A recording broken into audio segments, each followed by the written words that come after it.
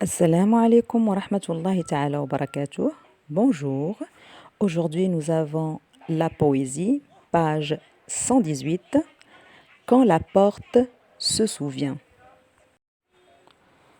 Quand la porte se souvient. Quand la porte se souvient. Quand la table se souvient. Quand la chaise, l'armoire, le buffet, la fenêtre se souviennent. Quand ils se souviennent intensément de leurs racines, de leurs sèves, de leurs feuilles, de leurs branches, de tout ce qui les habitait, des nids et des chansons, des écureuils et des singes, de la neige et du vent. Un frisson traverse la maison qui redevient forêt.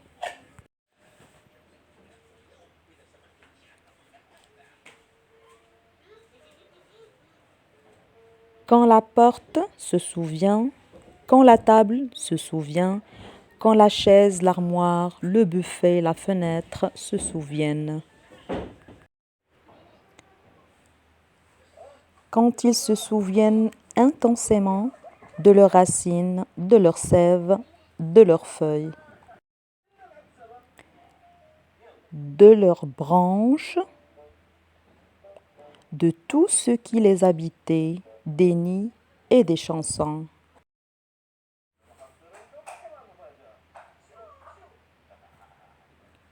Des écureuils et des singes, de la neige et du vent.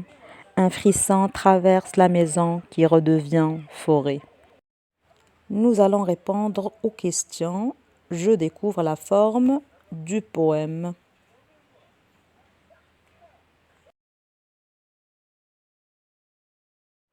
On commence par la première question. De quelle œuvre est tiré ce poème? Qui en est l'auteur? La réponse, c'est il est tiré du recueil Un homme seul. L'auteur, c'est Hamid Tibouchi. Vous le verrez en bas de la poésie. Deuxième question. De combien de vers est constitué ce poème? Ce poème est constitué de 13 vers.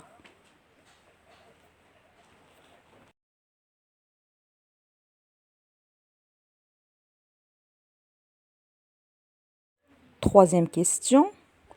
Que peux-tu dire de la forme de ce poème, c'est-à-dire la longueur des vers, rimes et répétitions? Il s'agit d'un poème libre puisqu'il n'est pas divisé en strophes, c'est-à-dire qu'on ne trouve pas de vers qui riment entre eux, comme vous les voyez ici. Et on trouve aussi des mots qui sont répétés, comme le mot se souvient.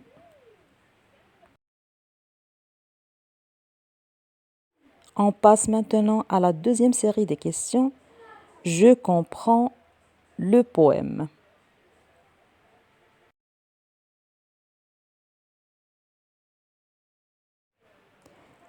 Question numéro 1.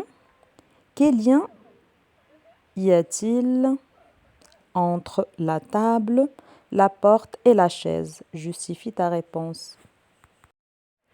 On peut dire qu'ils sont tous faits de bois.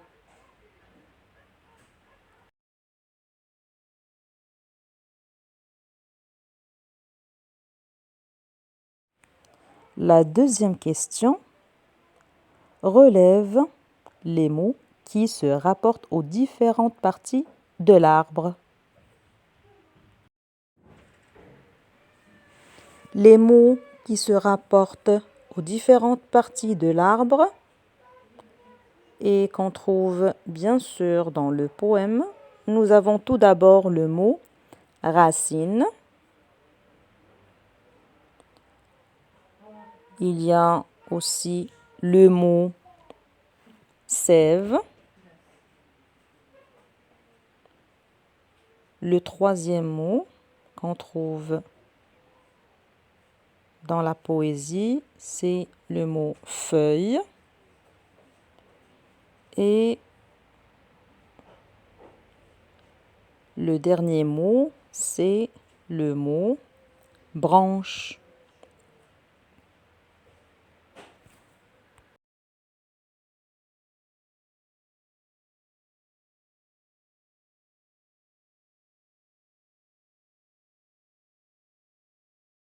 On passe maintenant à la troisième question. Qui étaient les habitants de l'arbre? La réponse: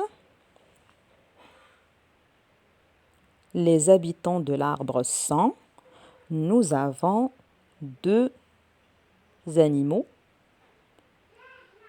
Nous avons les écureuils et il y a un autre animal, c'est le singe, comme vous voyez devant vous dans la photo sur votre page 118 du manuel. On termine avec la question numéro 4. Propose un autre titre à ce poème. Donc vous avez un choix.